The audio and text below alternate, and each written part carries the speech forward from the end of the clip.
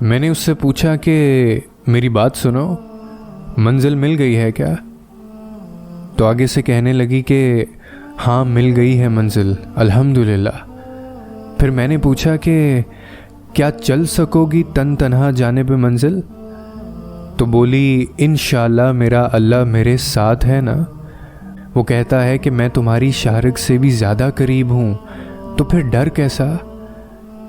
پھر میں نے اس سے پوچھا کہ اچھا تو پھر کیا تم میں حوصلہ ہے مشکلوں سے نمٹنے کا؟ تو کہنے لگی کہ الحمدللہ بہت، اللہ رب العزت کی رسی مضبوط ہے، اور جو اس پر بھروسہ کرتے ہیں وہ کبھی انہیں راستوں میں تھکاتا نہیں ہے۔ پھر میں نے اس سے پوچھا کہ تم اتنا یقین کرتی ہو اللہ رب العزت پر؟ تو کہنے لگی کہ جی ہاں، اپنی سانسوں سے بھی زیادہ اس سے بڑھ کر ہے ہی کیا، وہ یقین دینے والا ہے اور پھر اسی یقین کی لاج بھی رکھتا ہے۔ جس کو اللہ رب العزت پر یقین آ جائے، اس کی وحدانیت پر توکل مل جائے، تو اس سے زیادہ پرسکون کوئی نہیں ہو سکتا۔ پھر میں نے اس سے کہا کہ تم یہ باتیں اتنی آسانی سے کیسے کہہ لیتی ہو؟ حالانکہ انسان پر جب کوئی مشکل آتی ہے تو شکوے شکایتوں پر اتر آتا ہے وہ، اور پھر اس یقین و اعتماد کی دھجیاں اڑا دیتا ہے۔ تو مجھ سے کہنے لگی کہ میں کیوں نہ رکھوں یقین اس ذات باری تعالیٰ پر اور اس کی قدرتوں پر، جب وہ زندہ سے مردہ کو اور مردہ سے زندہ کو نکالتا ہے، جس رب نے مجھے مٹی جیسی حقیر چیز سے بنا کر سب سے افضل رتبہ عطا کر دیا، تو میں کیوں اس کی مصلحتوں پر سوال اٹھاؤں؟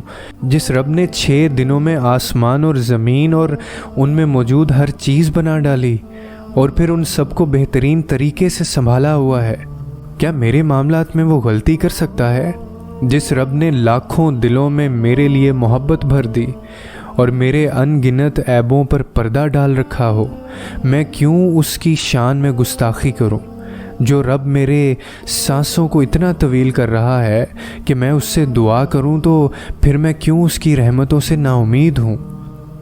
پھر میں نے کہا کہ ہاں یہ سچ ہے کہ انسان بے صبرہ بہت ہے اور کم دل بھی، تھوڑی سی مشکل آتی ہے تو شکوے شکایتوں پر اتر آتا ہے، کوئی کام اس کی مرضی کے عین مطابق نہ ہو تو اس کی مصلحتوں کو سمجھنے کی بجائے نہ ہونے کا رونا رونے لگتا ہے، اگر کوئی دعا قبولیت کی معراج تک اس کے سوچے گئے وقت تک نہیں پہنچتی تو دعا کے قبول نہ ہونے کا غم کرنے لگتا ہے، نا امید ہو جاتا ہے اس خالق کائنات سے جو معجزوں کا بادشاہ ہے۔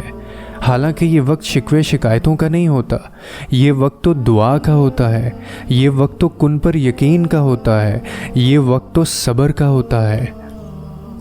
کسی کی بھی زندگی آسان نہیں ہوتی، مشکلات سب کی زندگیوں میں آتی ہیں اور آزمائشیں بھی سب کی زندگی میں آتی ہیں، تو پھر تمہارا یقین اتنا کامل کیسے؟ کیا تمہیں ڈر نہیں لگتا کہ آگے کیا ہوگا زندگی میں؟ اللہ رب العزت نے فرما دیا ہے کہ آزمائش شرط ہے ایمان رکھنے والوں کی، تاکہ اللہ رب العزت دیکھ سکے کہ کون سچے ہیں اپنے وعدوں پر اور کون جھوٹے ہیں۔ اور پھر جہاں قرآن میں اللہ نے آزمائش اور تنگی کا ذکر کیا ہے، وہیں پر اس نے یہ بھی فرمایا ہے کہ ہر مشکل کے ساتھ آسانی ہے، بس ہر مشکل کے ساتھ آسانی ہے۔ اگر اللہ رب العزت زندگی میں کبھی کسی ایسے مقام پر لے آتا ہے کہ جہاں انسان تن تنہا رہ جاتا ہے، جہاں اپنا سایہ تک ساتھ چھوڑ جاتا ہے، وہاں وہ فرماتا ہے کہ میں تمہارے ساتھ ہوں، بے شک تم جہاں کہیں بھی ہو۔ پھر سب سے بڑی دلیل یہ ہے کہ جو رب حضرت یوسف علیہ السلام کو حضرت یعقوب علیہ السلام سے ملوا سکتا ہے، وہی میرا بھی رب ہے۔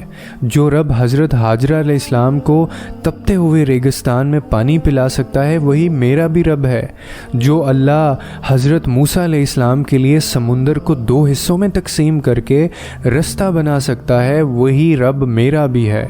جو کن فایا کن کا مالک حضرت ذکری علیہ السلام کو عمر کے آخری حصے میں اولاد سے نواز سکتا ہے، وہ میرا مقدر بھی بدلنے پر اختیار رکھتا ہے۔ جو معجزوں کا بادشاہ حضرت ابراہیم علیہ السلام کے لیے سلگتی ہوئی آگ کو ٹھنڈا کر سکتا ہے، وہ میرے لیے بھی ان مصائب و عالم سے نکالنے کے لیے اسباب پیدا کر سکتا ہے۔ اور یاد رکھو کہ اللہ رب العزت سے نا امید تو صرف گمراہ اور بہکے ہوئے لوگ ہی ہوتے ہیں جو ہمیں خوش نہیں دیکھنا چاہتے۔